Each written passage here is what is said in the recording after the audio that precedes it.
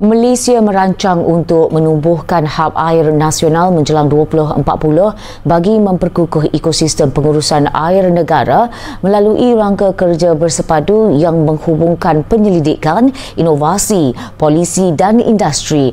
Timbalan Perdana Menteri Datuk Seri Fadilah Yusof berkata penubuhan hub berkenaan selaras dengan aspirasi Pelan Hala Tuju Transformasi Air 2024 dan akan berperanan sebagai pusat utama ekosistem air negara.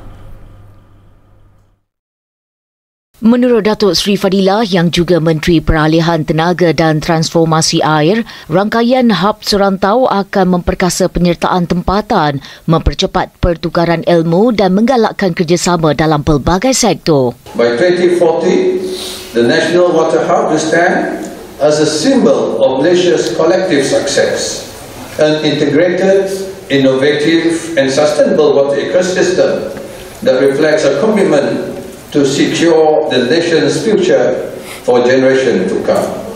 Beliau berkata demikian dalam ucapan pembukaan pada Persidangan Air Antarabangsa Malaysia MIWC 2025 di Ibu Negara pada Selasa.